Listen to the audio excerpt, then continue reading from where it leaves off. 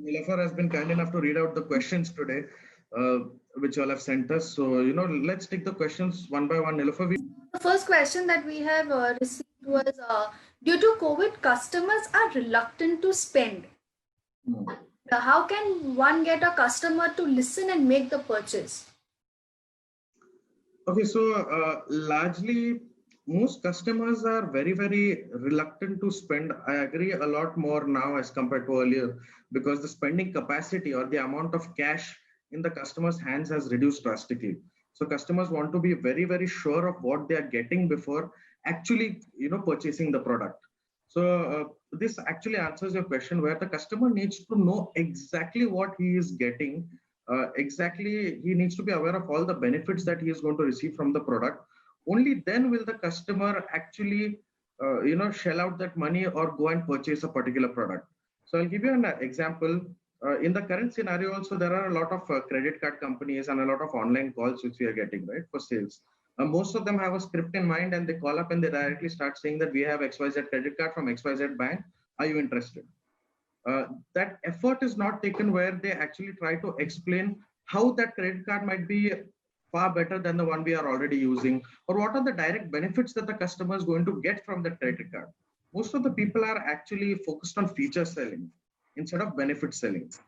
That is something which you also know we work on a lot of participants in our programs where we convert them from feature selling to benefit selling, and a lot of them have actually come back saying that no, we have actually managed to transform our sales game only by taking this tiny step, this tiny change from feature selling to benefit selling. So this is the primary reason why it was already happening earlier. This current market has just reduced the spending capacity further. And that's the reason why benefit selling is something which is a lot more required in order to gain the faith or to gain the trust of the customers before they actually buy that product. It's true. So the next question is virtual selling is more challenging than our normal sales. So how can one convince a customer without meeting them face to face?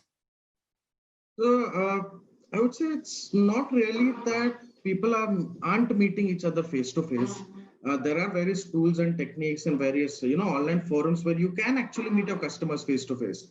The only shift that needs to be made is in the mentality of people. So all of us have been used to methods of selling where uh, a lot of us would meet our customers over tea, over coffee. A lot of us would meet customers post 7 p.m. over whatever.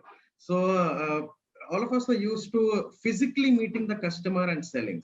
However, now we have platforms like Zoom, Teams, Google Meet, even WhatsApp video, very simple platforms like this available where we can actually recreate the physical meeting as much as possible. And I still won't say that it is 100% like a physical meeting.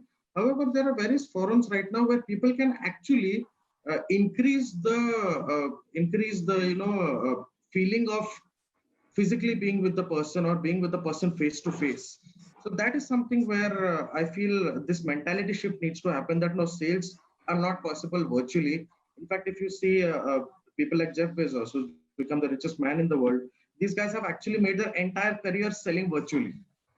And so this is something which we incorporate in all our programs, we incorporate in all our workshops also, which we are conducting, where we try to shift the mentality from virtual sales is not possible to virtual sales can actually, be used as an opportunity to connect with global customers. Physically, earlier when we would sell, we had to actually travel from place to place and meet the customers. So global customers a lot of times were out of reach. Now, because of virtual selling, the world is your market. You can reach out to a whole lot of customers globally, and you can actually expand your customer market. So I actually look at virtual selling as an opportunity instead of looking at it as a hindrance or a challenge. Okay. And the last question for today would be many a times while convincing a customer, the customer feels that he's forced to purchase the products. Now, how can one avoid being pushy but still get the buy in? So one is there are two elements to this. One, the image of a salesman which we have, especially in our country, is कि sales वाले ने अगर phone किया तो बोलना कि daddy घर पे नहीं है. There are a lot of people. We have been trained to do this since our childhood that the moment the doorbell rang and we saw a salesman outside, the mentality was like, yeah, we don't have time because this guy's come to, kuch to chipka ke jayega. He's come to sell something and he's going to actually waste our time. So one is that image, because of that image that people have, it is a little obvious that customers are going to feel like they're going to be pressurized by a sales executive or a salesman. Now, what to actually do about it? This largely depends on the skill of the salesperson, what kind of rapport he is able to build with the customer, right? So a lot of salesmen in our country are very, very scripted. They follow scripts and they try to sell. And I'll also give you an example about how salesmen can't really understand the mindset of a customer. This is where, have you ever received calls from these stockbrokers? There are a lot of stockbrokers who receive calls saying that, who give you calls saying that, don't you all invest in, up share market mein invest karte hai ki nahi? Now, the moment you say, I invest, so they get into, kitna paisa invest karte? And if I say that, nahi, main karta nahi hu, kyun nahi karte? Now, largely, these are questions which I am not comfortable answering, especially if it is an outside person, if it's an unknown person asking me these questions. So the first thing that any sales executive or any salesman needs to do is, he needs to understand that first you have to get into the comfort zone with your customers. The moment you build that rapport, the moment your customers feel comfortable with you, invest that amount of time in getting them comfortable. Only after that should you actually unload your products and start pitching. The moment in the first 30 seconds you have started with the pitch, the customer immediately says, "Nahi, mujhe nahi chahiye. I don't want it."